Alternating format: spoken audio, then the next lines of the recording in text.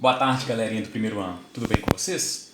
Então, eu vou fazer a mesma aula, tá? Só que agora com um mapa mental que eu peguei da internet, né? Tem alguns pontos que eu tenho que fazer e te questionar em relação a esse mapa, né? Mas é muito bom, tá? E aí alguns pontos que eu vou complementar também do outro vídeo, porque foi a primeira vez que eu fiz com o OBS Studio, então tem alguns erros que eu vou corrigir aqui também nessa aula, beleza? Então tá. Então aqui é só a ocupação da América Portuguesa, conforme está aqui, né? Então a América Espanhola vai ficar só naquele vídeo aqui, tá falando, né, portuguesa. Então primeiro a chegada, e aí tem o Tratado de Tordesilhas, né, Cabral, reconhecimento, não tinha metais preciosos, por isso que focou mais no Oriente, que era mais lucrativo, então desinteresse no Brasil.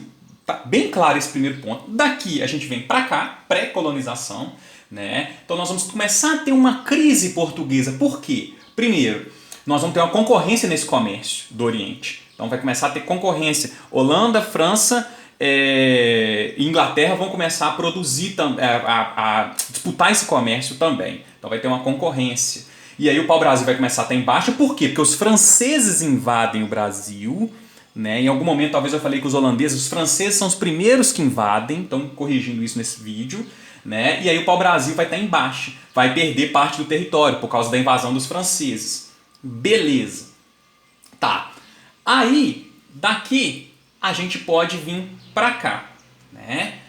Em 1530, então até 1530 eram os índios. Aí vem Martim Afonso de Souza, começa as capitanias hereditárias, tá? A partir de 1530, começa a exploração e a colonização.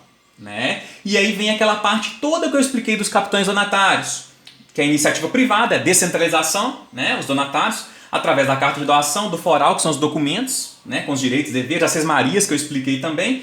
E aí uma coisa que eu não falei, que é importante vocês anotarem aí, é o seguinte, o sistema de capitanias vai fracassar, né, uma vez que descentralização, não vai ser a própria coroa que vai estar aqui e tudo mais. Né? Porém, duas capitanias vão ter sucesso, SP e PE, que é São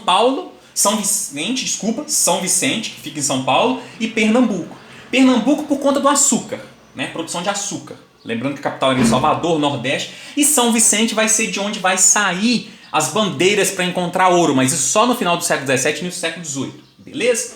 Aí então a gente vem para cá, beleza? Então a gente passa para cá, tá? É interessante a gente seguir esse caminho, né? O que vai ter no território? As feitorias, né, o contrabando francês com as invasões francesas, as expedições para defender o território e tudo mais. E aí, a única falha para mim no mapa é que esses jesuítas tinham que estar aqui e essa primeira economia tinha que estar aqui. Tá? Então eu vou trocar, beleza? Então vocês trocam. Isso foi um erro assim, grave que eu achei, mas assim, único, tá? Desse mapa. Então, o que nós vamos ter? O pau-brasil. Então, com a chegada dos franceses, os portugueses vão buscar o monopólio, né, do pau-brasil, tá? Que é uma política bem interessante. Né? Aí vai ter o escambo, a força indígena, os indígenas vão começar a se aliar com os franceses, a chamada Confederação dos Tamoios, que vai estar em algum lugar aqui, ó, né? Nós vamos chegar ainda, que os franceses vão fazer uma confederação. Na aula passada eu falei dessa confederação, não citei que chamava Confederação dos Tamoios, tá? Beleza. E aí nós teremos o governo geral. Então daqui a gente passa para cá. Tá? É como se os jesuítas estivessem aqui. Aí a gente passa para o governo geral. Em 1548 para 49 começa o governo geral. Mostra que vai ser uma tendência à centralização política. Na América Espanhola, essa centralização política ela se deu desde o início. Aqui só em 1548, 49 começou, né, a ideia de vir a própria metrópole para cá e governar, por causa do fracasso das capitanias, da grande parte delas. Tá? E esses governadores gerais que vão trazer os jesuítas. Por isso que os jesuítas têm que estar aqui, embaixo. Porque vai ser o primeiro governador geral, né, que vai trazer os jesuítas para cá. Qual que vai ser a função dos jesuítas? As missões, os colégios jesuítas, é o quê? Catequizar esses índios aqui, né, que vão formar uma confederação com os franceses, ou seja, os índios vão começar a ficar do lado dos franceses, na França Antártica, que é a região que os franceses vão tomar. Então, isso é importante vocês entenderem aqui, que os jesuítas vão ter que converter esses índios aqui para trazer os indígenas para o lado dos portugueses. E a partir disso que os governadores gerais, o último governador chamado Mendes Sá, então vai ter Copitomol, Vidomol, Providomol, as câmaras municipais, que lá na América Espanhola é chamada de cabildos, né? Aqui câmaras municipais, né? Que somente os bons poderiam participar. Quem que eram os homens bons? É quem tivesse dinheiro. Então no Brasil sempre foi muito elitista, né? Na América Espanhola também vai seguir esse modelo, tá? E aí, o que vai acontecer? O último governador de Sá, que é o chamado Mendes Sá, governador geral chamado Mendes Sá, que vai conseguir expulsar os franceses. Isso só em 1570, né? No finalzinho já do século XVI, beleza? E aí, nesse contexto todo que eu expliquei aqui, nós vamos ter o chamado segunda economia, já vai estar nesse contexto aqui, tá? O que seria essa segunda economia? Seria a economia do açúcar. E aí teremos os senhores de engenho, né? Teremos uma sociedade que vai ser formada por senhores e escravos, diferente da América Espanhola. Na sociedade da América Espanhola, que eu expliquei, mas eu não citei todos os segmentos sociais na aula, né? E aí é bom vocês anotarem aí esses segmentos. Além dos chapetões e dos crioulos, que são a elite, os chapetões com preponderância política e econômica, e os crioulos só com preponderância econômica, não vão ter poder político, só depois que eles vão participar, eu expliquei isso na aula passada, né? Além deles vão ter os mestiços, os indígenas e inclusive também os negros.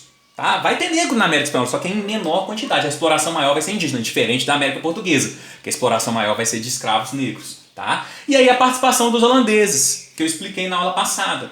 Né? E aí no contexto da União Ibérica, depois, logo em 1570, que consegue expulsar os franceses, agora Portugal vai crescer. Aí o Dom Sebastião desaparece da missão do Marrocos e aí junta, né, Portugal e Espanha na chamada União Ibérica. E aí vai ter um grande problema que nós vamos ver nas aulas posteriores. Beleza? Esse é o mapa mental com as explicações que eu precisava fazer. Sobre a atividade, essa é uma outra novidade que eu estou passando para vocês. Explicar a atividade já na aula. Beleza. Então vocês vão fazer do livro de história. Página 219. Exercícios, atentem, não são todos. 1, 2, 4, 5, 6, 9, 10 e 11. Tá? Da página 219. Está aqui enumerados os exercícios que você tem que fazer. O número 2, página 235. Só 1, 2, 6 e 7. Beleza?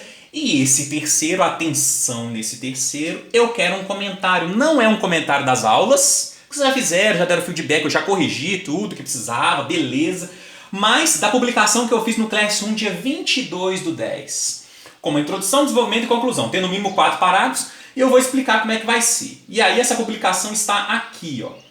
Foi essa feita dia 22 de outubro. É a última publicação que vocês têm. Só que como eu vou publicar mais uma coisa agora no mural, quando eu postar as aulas, né, vai ser a penúltima, tá? Do dia 22 de outubro, que eu coloquei assim: boa tarde, estudantes, tudo bem e tal. Aí eu coloquei, né, alguns pontos aqui, 1, 2, 3, 4, 5 pontos, enfim. Né, coloquei o horário de atendimento, tudo bacana, para ver se vocês dão feedback nisso, se querem participar ou não. Inclusive hoje, daqui a pouco, já vai ter o horário de atendimento, né, e tal. E aí vocês vão fazer uma introdução falando, interessante, os pontos elencados. Aí você cita esses pontos numa introdução, simplesmente cita. Aí você vai desenvolver os pontos, aquilo que você chamou atenção num parágrafo, você vai desenvolver, aí no outro você vai desenvolver mais um pouco e vai concluir.